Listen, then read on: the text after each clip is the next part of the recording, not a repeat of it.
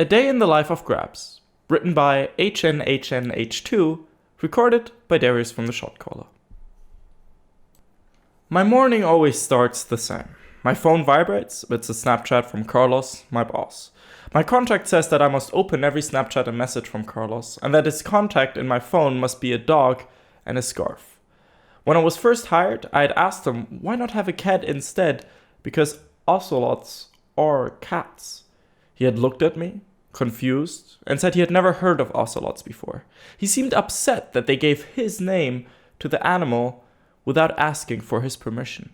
He came around when I showed him a picture of one, quickly called his assistant, and instructed them to purchase enough small G2 jerseys for every ocelot in the world.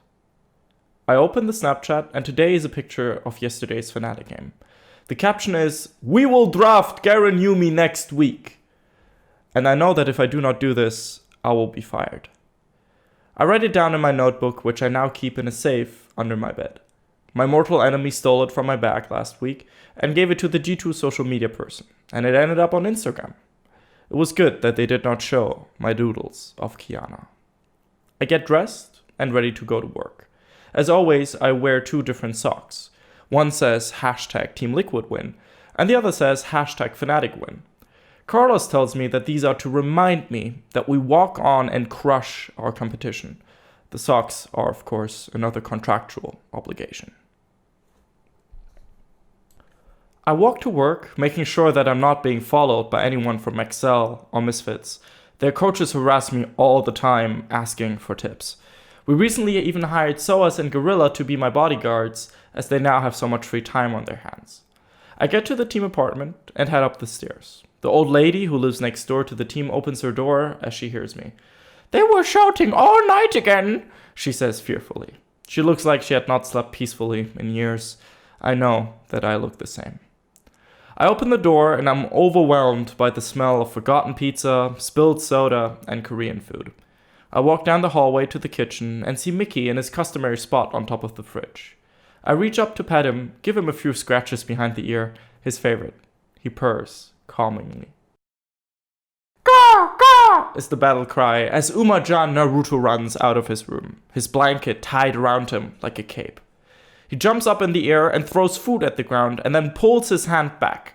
The food, however, does not come back, much to Umajan's surprise. I should have never let him play Xayah, but this is an improvement over the Yasuo days. There still are marks on the walls from the sword. Mickey hops down from the fridge, rubs against my legs, and sniffs at the food. We only feed him Korean barbecue now to prepare him for Worlds against SKT.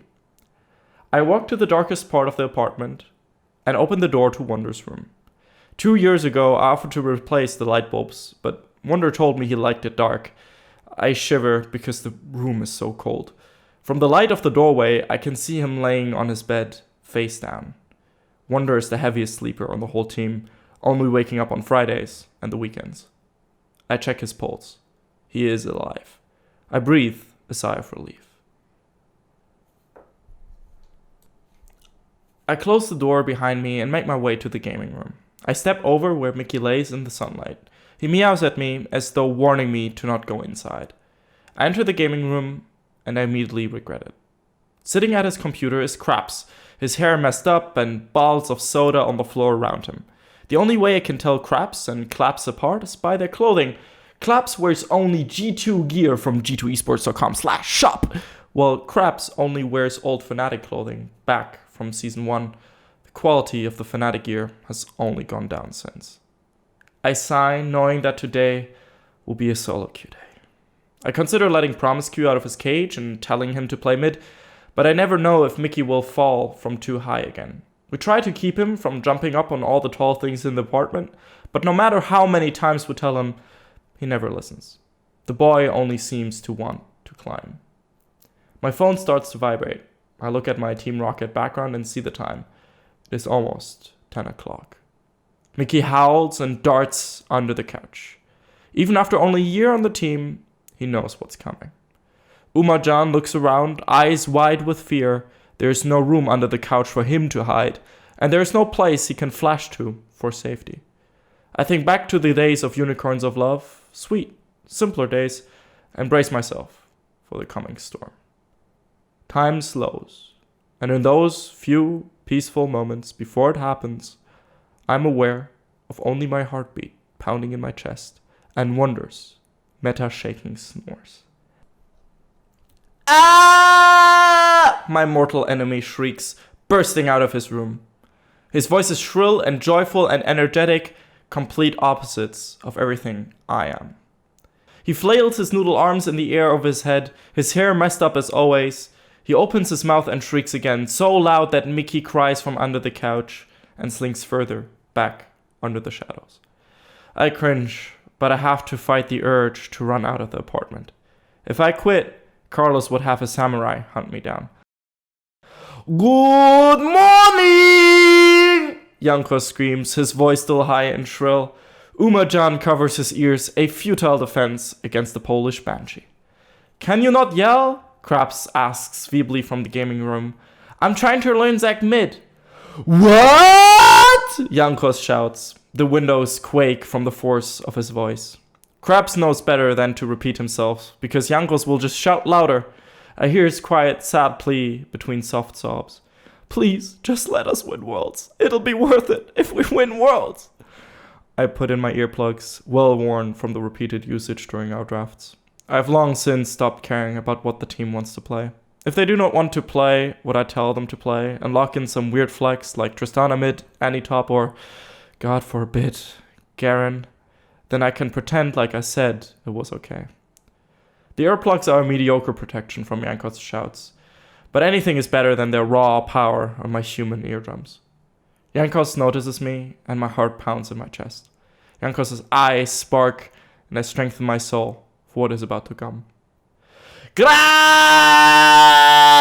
The jungle demon shouts. My gelled hair ruffles from the force of his noise. His eyes are wide with excitement. Can I play Kiana? I brace myself again, knowing that my next words could be fatal.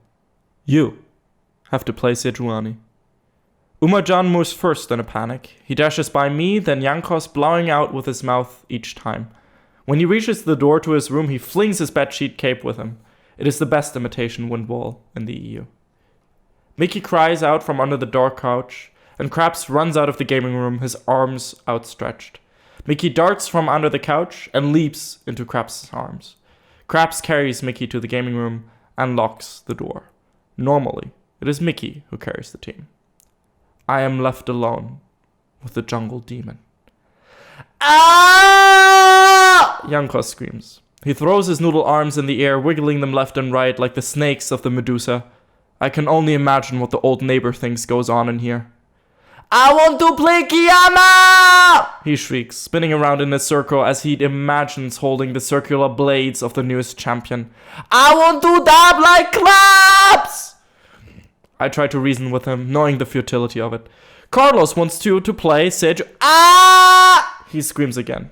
I know that Uma-Jan must be standing very still right now in his room, hiding from the noise as he pretends to be Teemo.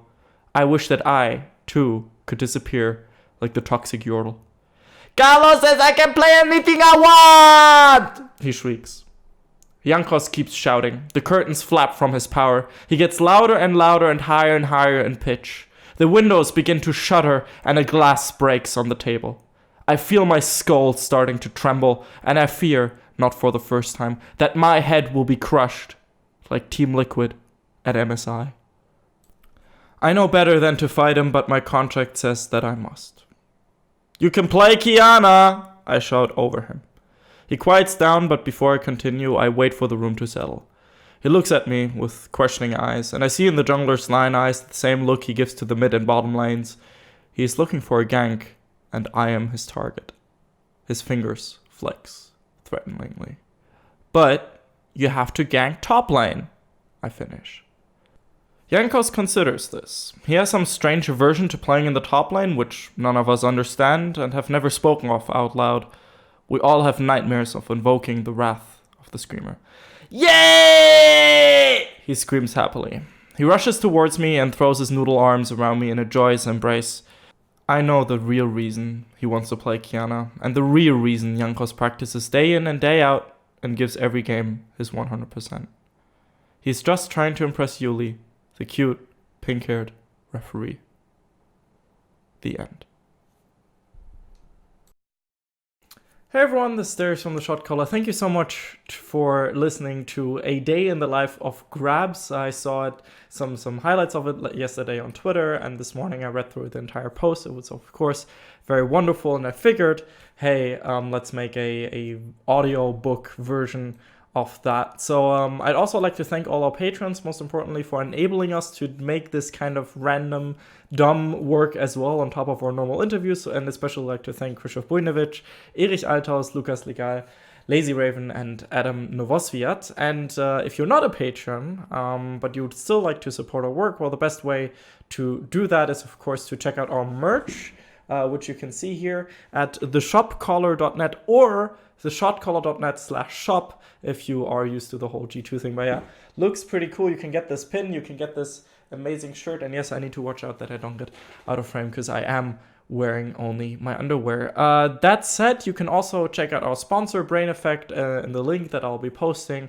in the comments if you do want to check them out. Really cool products, really like using them myself. And besides that, yeah, thank you so much for listening to this. If you have any suggestions on which copypasta / weird fan fiction stuff we should make next or do an audio version next, let me know and I'll happily do it, because yeah, this is really dumb, but I really like it. That's the EU way. We are EU.